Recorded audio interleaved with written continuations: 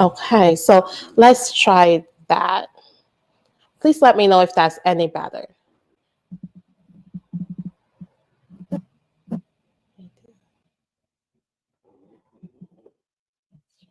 Oh, okay. So 1 minute. Thank you for that, but just 1 minute. Let me. Oh, okay, great. Oh, great. I'm glad you can hear me now. So let's start this again. I am attorney Lillian Chukwur. I'm a US-based immigration lawyer, and I help my clients get green cards and citizenships for themselves and their families using the US immigration law system.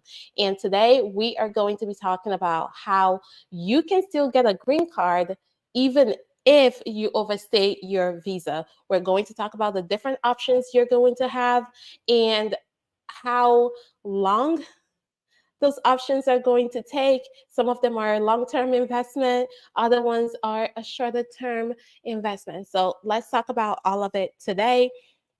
If you have questions, as always, as I'm going through this, please do put it in the comments. I do look at my comments and respond live. If you're watching this on a replay, please put your questions in the comments. I am more than happy to respond as well. So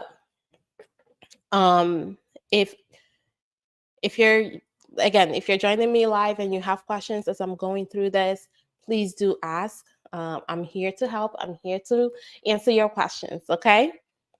Now, the first way and the most popular way, and also one of the easier ways to get a green card after you overstay is through a family-based petition. So having a family member file for you.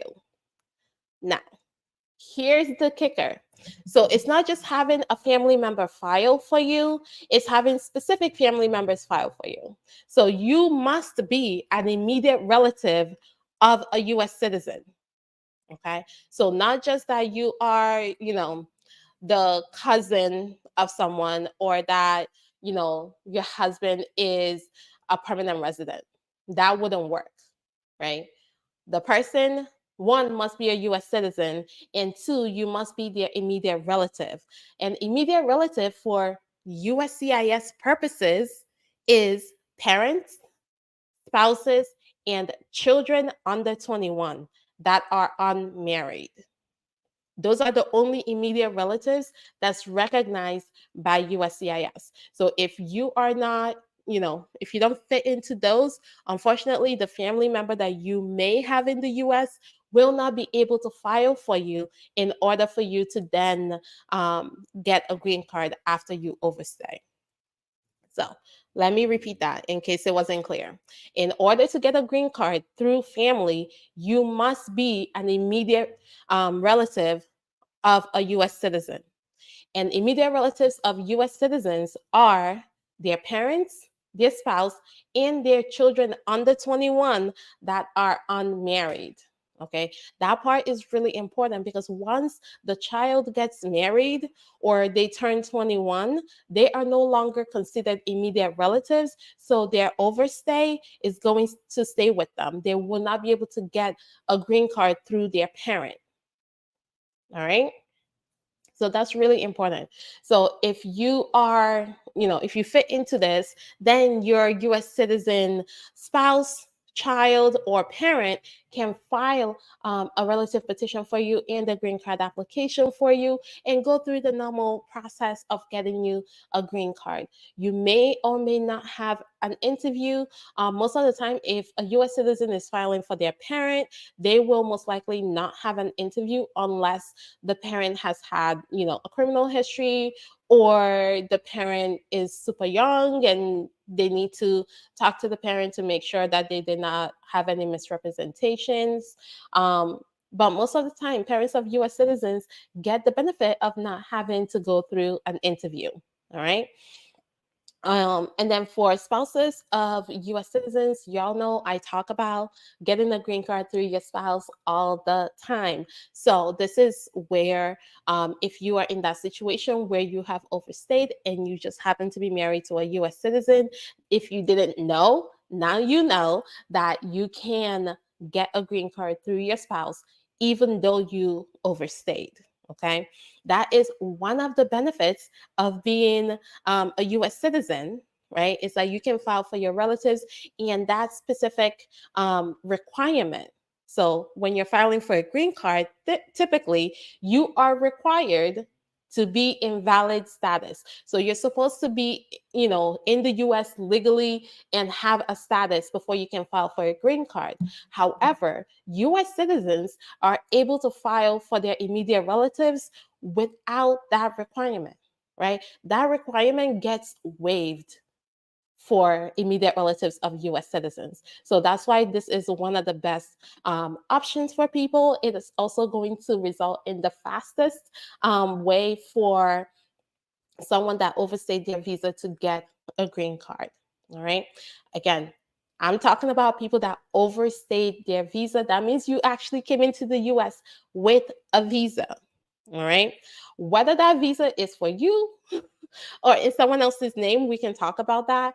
But if the visa is in your name and you went through the process of getting a visa and coming to the US and you happen to overstay the visa, you may be able to just go through this process if you're married to a US citizen, or if you have a child in the US that's 21 and is also a US citizen, they can file for you.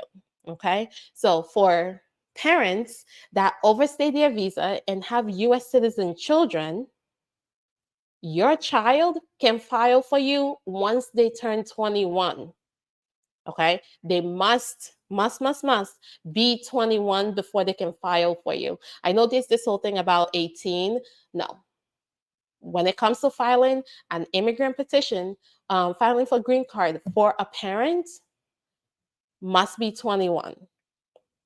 If you're just, if it's a spouse, that's a different age requirement. But for parents, must be 21 before you can file for your parents. Sorry. Now, the next option after the family-based options are a little more harder for people to grasp, and it's going to be more work than a family-based immediate relative petition. All right. I'm just going to be honest with you. It is going to be a little more work, and you may not even meet the requirements. So, but I'm still going to tell you what the options are. So the first one, I recently did a video on this, which is the U visa. Okay. A U visa is for people that are victims of certain crimes in the US and that have helped law enforcement or prosecutors in prosecuting the crime. When you fit into that requirement, and you're able to get a certification from either the police department, the prosecutor, the judge, somebody that is in law enforcement, and they are able to complete the certification for you, you are then able to apply for a U visa. A U visa is not an easy fix. It's not a quick fix for a visa. Okay. But it is it's taken quite some time to get to a green card. So because you have your U visa approved, and then you have to wait 3 years before you can apply for the green card. So it's really important that you know that a U visa is not a quick fix. Okay, if anyone is selling you a U visa and telling you that, oh, this is the quick fix, that's a lie. Okay, it's a long-term plan. Okay, if you qualify, apply for it, but just know that it is going to take, right now it's taking about 10 years, 15 years to get your U visa approved. Okay, before you then wait 3 years to apply for a green card. However, that is an option. But just know, if you overstay your visa, your options get very limited. Okay, that's something everyone should know from the jump. Once you overstay your visa, your options get very, very limited. So let's say you came to the US, you didn't overstay your visa yet, your options are wide open. Right, if you're still in valid status, your options are wide open. You can apply for employment-based visas, family-based, all of that, all of them. Right, but once you overstay, your options get very, very limited. So I wanted to basically tell you what those options are that are still available to you. It may not be, your first thing to go for, but I still want to make sure you know what those options are. So after U visa, we have VAWA. So VAWA is for victims of abuse on the hands of a US citizen or permanent resident spouse, child, or parent. So with VAWA, you're able to apply for VAWA, a green card, and work authorization. And this is even if your spouse is a US citizen or a permanent resident. Okay. So if you're married to a US citizen or permanent resident, VAWA will waive the fact that you overstayed. Okay. VAWA will waive the fact that you overstayed. I'm not sure if I mentioned that with a U visa. A U visa will also waive the fact that you overstayed. Okay. So these are things that will waive your overstay and allow you to eventually get your green card. All right. Because, like I said, in most situations, especially in the employment based visa world, once you overstay, your options are zero. Right, unless you qualify for, like, the little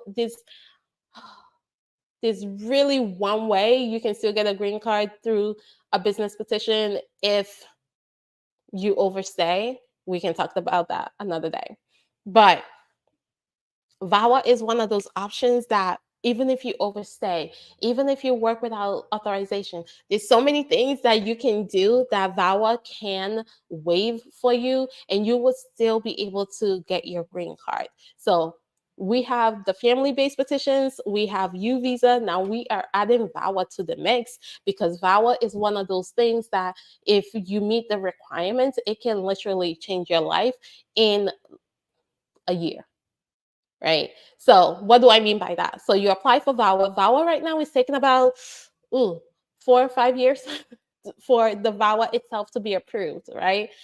But but in the meantime, you're able to apply for a green card, which means you're able to apply for work authorization, and your work authorization can be approved even if your VAWA is still pending.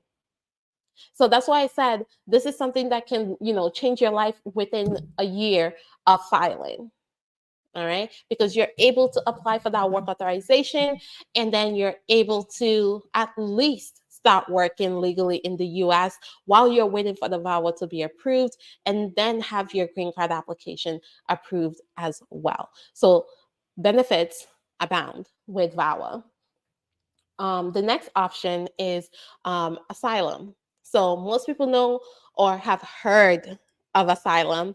So basically, asylum is for people that have been persecuted in their home country, or fear that they will be persecuted in the future in their home country. It has to be based on a specific things. So like religion, sexual orientation,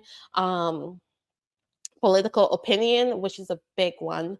So when it comes to that, you really need to make the decision.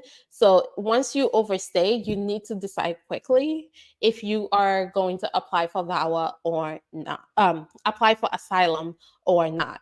Because asylum, that's the tricky part. So with asylum, you have a year from the time you enter the US to apply for asylum, right? If you do not apply for asylum within a year, you have to show that something changed. Like there's something that made this impossible for you to have filed for asylum. So most of the time, it may be mental health issues, physical health issues, right? That made it impossible for you to file. Also, there may be country conditions that change. So if you miss the 1 year deadline, don't think that you are completely out when it comes to asylum. There may be other things that can help. So, for example, if let's say when you first came to the US, you know, let's use sexual orientation, right? You hit the fact that you are gay and you lived in the US, and finally you found a community that accepted you and you were able to be yourself. And at the same time, back in your home country, now there's a new law that was passed making homosexuality a crime. So even though you missed the 1 year deadline, in a situation like that, you are still able to file for asylum because there is a country condition that changed, and there is also a personal condition that changed. All right. So if you miss the 1 year deadline and something like this happened where there's a change in condition, you have to file for asylum quickly. Still, right? You're not going to be waiting another year from the change in circumstance. You basically, a month from the change in circumstance to file for asylum and make the arguments that the 1 year deadline should not apply to you. All right, should not count against you. So that is the great thing with asylum, is that there is an option even if you miss the 1 year deadline, but that's something that needs to be fine tuned. It's not like automatic. You say this happened and they believe you. So it's really important that um, it's something you flesh out with your attorney when it comes to asylum. All right. How do you get a green card from asylum? Once your asylum is approved, right? Once the asylum is approved, most of the time you used to have to wait a year before you can apply for a green card. However, that's no longer the case, right? So let's say it takes USCIS or immigration court, 3 years to make a decision on your case. Once they make that decision, you are able to apply for a green card right away. You do not have to wait,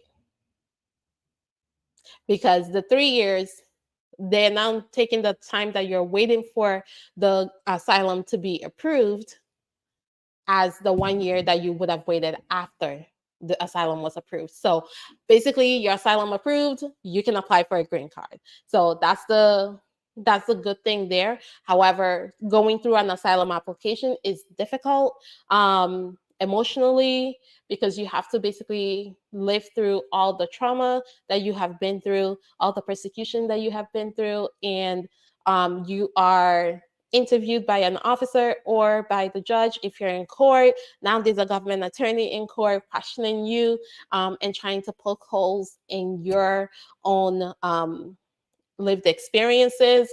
So it is hard mentally to go through, but it is an option that is available to you as far as getting a green card. And then the last thing I have on my list is the T visa. Okay. A T visa is for victims of trafficking.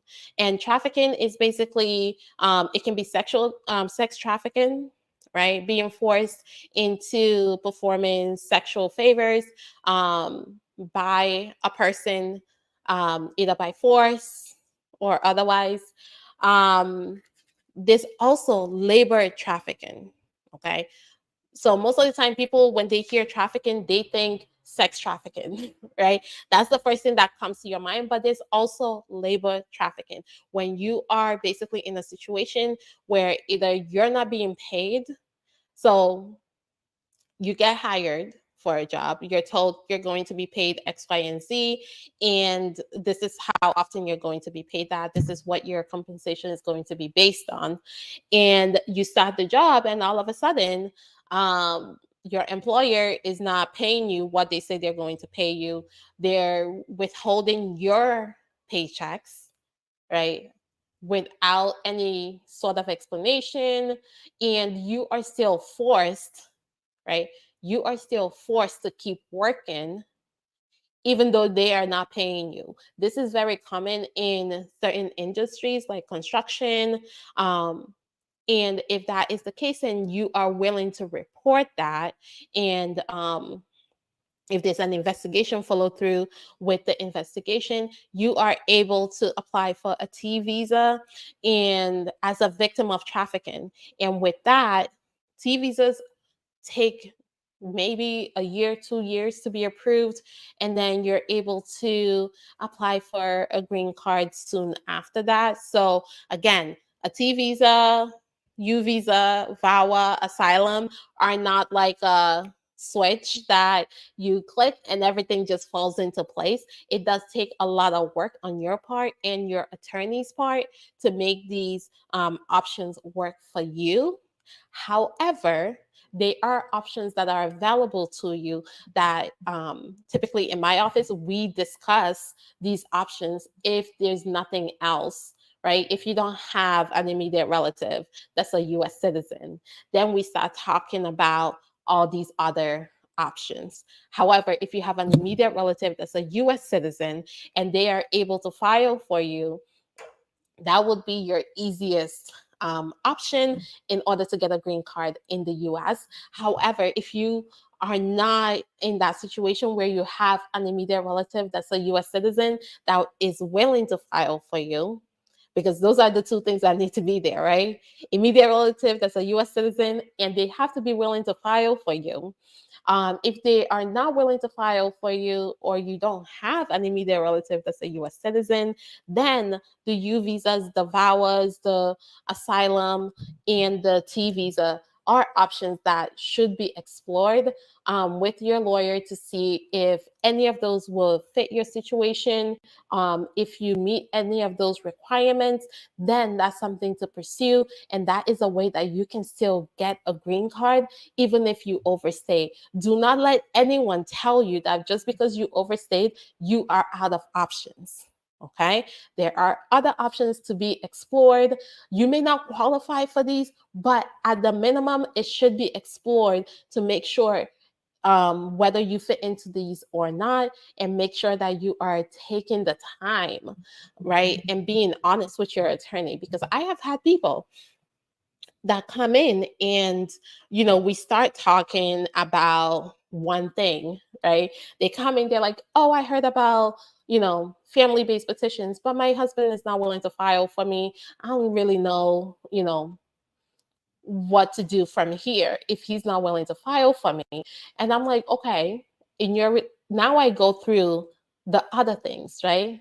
She has an immediate relative that's a US citizen, but they're not willing to file for them. So how about we explore VAWA, right? In that situation, I start asking questions. Has there ever been any form of physical abuse in your relationship? Any form of emotional, financial abuse? Now we explore whether a VAWA would be an option for the person. Because in my office, we are not limited to family-based options. Okay, you out there that overstay, you are not limited to family-based options, because even if you think you're limited to that and you're married to a US citizen and all of those things are lining up, things can change where you are forced to seek other options. Okay, so That's why this video exists, is to let you know that there are other options and answer any questions you may have about those options. Okay, if you have any questions and you're live with me, please go ahead and put them in the comments.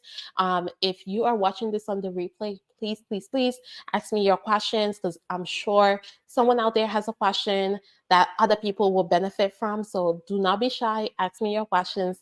I am happy to respond to it. All right. So, just to recap, how can someone who overstayed their green visa get a green card? One is family-based option. So, if they are an immediate relative of a U.S. citizen, they can apply for a green card in the US. An immediate relative of a US citizen is their parent, their spouse, and their unmarried children under the age of 21.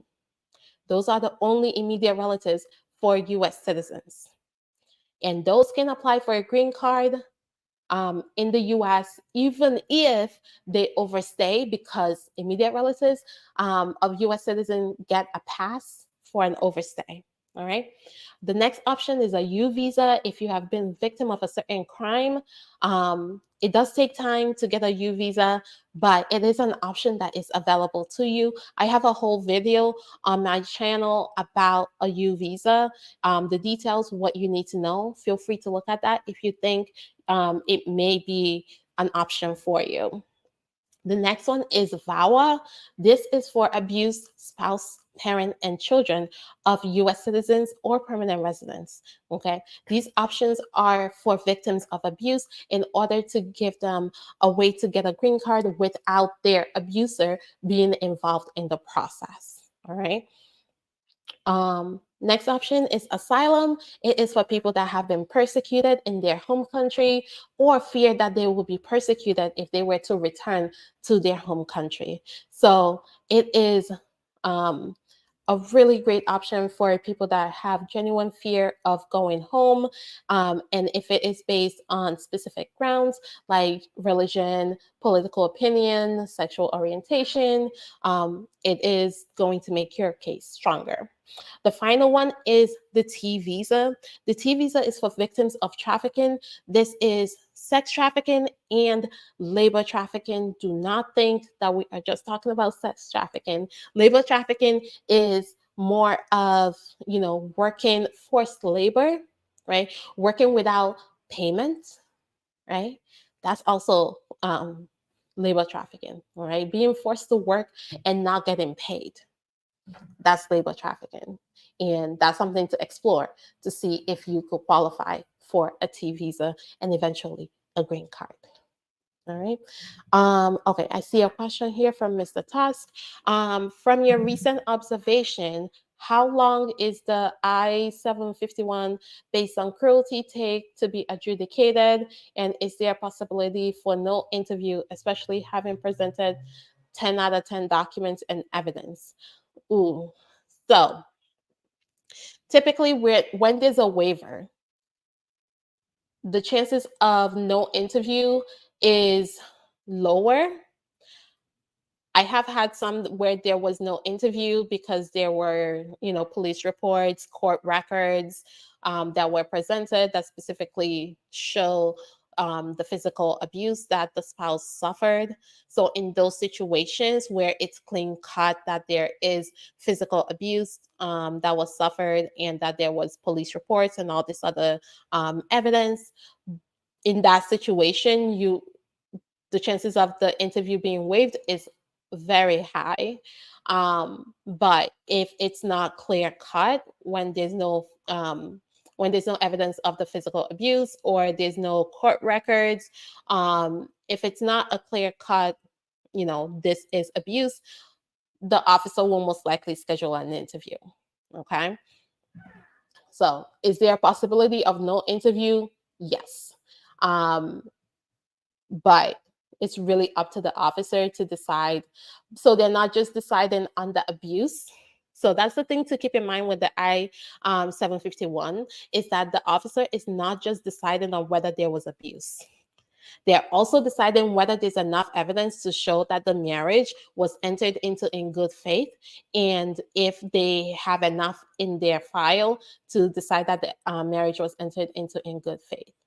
All right. So even if the abuse is proven, the officer may have questions about the good faith nature of the relationship and may schedule an interview just because of that. So don't just think if you're scheduled for an interview, it may not be because the officer is questioning whether the abuse took place. It may be questioning the relationship itself. So it's really up to the officer, but I will tell you that I have had cases where it was based on abuse and cruelty, and it was approved without an interview. And those took, so right now, I-751s are taking about 35 months. So that's the that's the current processing time for those is 35 months. What I typically recommend is you know, if there's no divorce and it's based on cruelty, you may need to you may qualify to apply for naturalization, citizenship, and sometimes that would make the process go faster. Okay, so tip. If you are waiting for your I-751 and you have met the requirement for, the 3 years or the 5 years, depending on how long you've been waiting, um, you can apply for citizenship. And most of the time, when they schedule your citizenship application, the officer would also decide the I-751 right then and there, because they can't approve your citizenship without approving the I-751. Again, have I done that for my clients? Yes. Is that an option for you? It depends. Okay. But it is a trick that we use to help move the case along sometimes. Okay. So, Mr. Tusk, if you presented all the evidence of your relationship and of the abuse, it really comes down to the officer to decide whether there's an interview.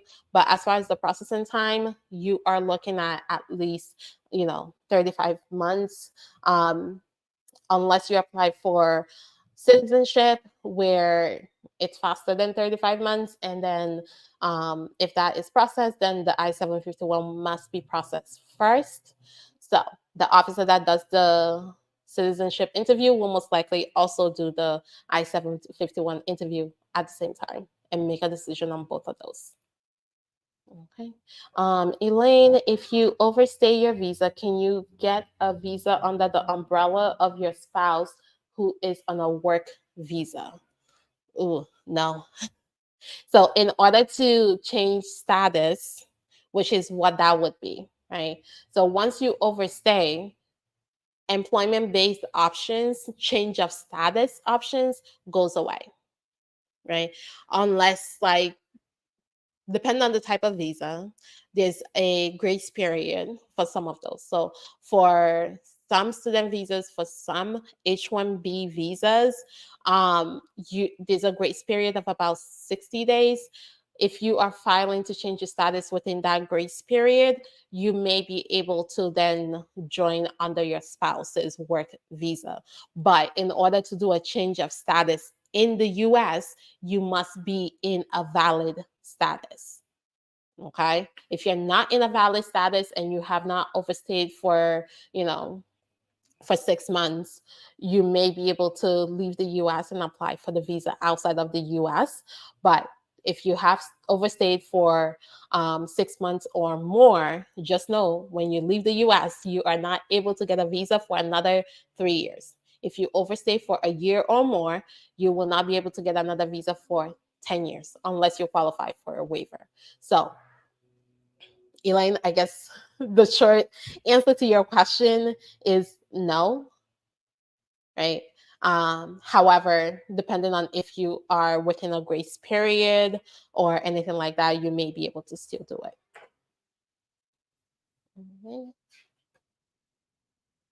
Okay, so I don't see any other questions. If your visa is canceled and you are I'm sorry, I couldn't see that. I'm just going to put that up. Um, if your visa is canceled and you are sent back home, so are you asking if you would be sent back home once your visa is canceled? Or are you saying that your visa was canceled and you were sent back home? So those are two different things, right?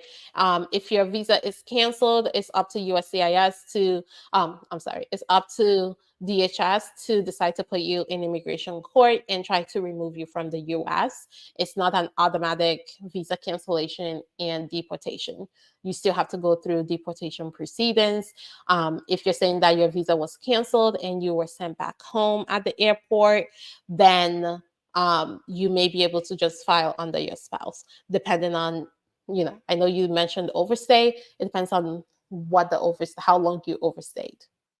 Okay. All right. I'm permanent resident. My daughter is in Jamaica. Okay. I'm guessing you're saying you're a permanent resident. All right. You're a permanent resident and your daughter is in Jamaica. If she go to the American Embassy in Jamaica, will she get a visiting visa? Well, it depends. Honestly, it depends on how old your daughter is and how close you are to citizenship. Okay, if your daughter is 5 years old, the chances of her getting a visiting visa is 0. If your daughter is, 21 and has no ties back home, so they're not in school, they're not, doing anything back home, the chances of them getting that is still low. However, if your daughter is, let's say, 35, has a family, is established, right? Has a job or a business that they run, they have a full life back home, and they have no intentions of staying in the US, and they're able to show that through documentation, their chances of getting visiting visa, even though you are a permanent resident, is going to be a lot higher.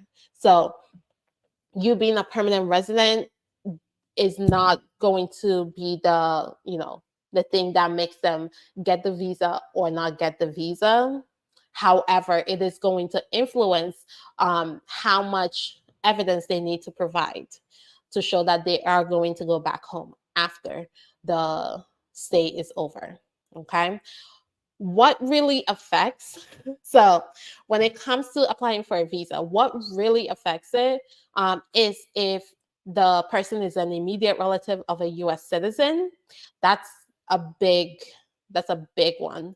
And then the next one is if they have an immediate family member that overstayed. So let's say the parent came into the US and overstayed, and now the child wants to apply for a visa. The child is going to most likely not get the visa because USCIS already sees, or the embassy basically already sees, that the parent never went back. The parent overstayed, so the child, they're going to assume, will overstay as well. So that's where the parent being in the US makes the most difference, is if the parent overstayed and if the parent is a US citizen and the child is under 21 and unmarried. All right. I hope that answered your question. Um, let's see. If anyone else has any questions, please feel free to ask. I am here to answer your questions, so please do not hesitate. Okay, so I don't see any other questions coming in.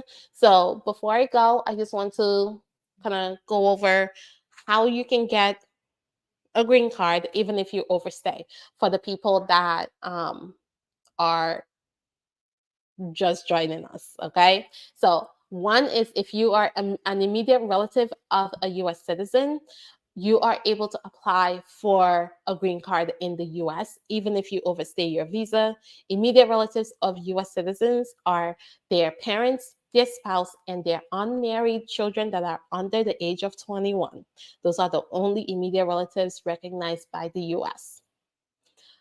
The next option is U visas for certain victims of crime. I have a whole video on U visas, so feel free to check that out. VAWA is another option for abused spouses, parents, and children of US citizens or permanent residents. Again, have a whole video on just VAWA, so feel free to take a look at that.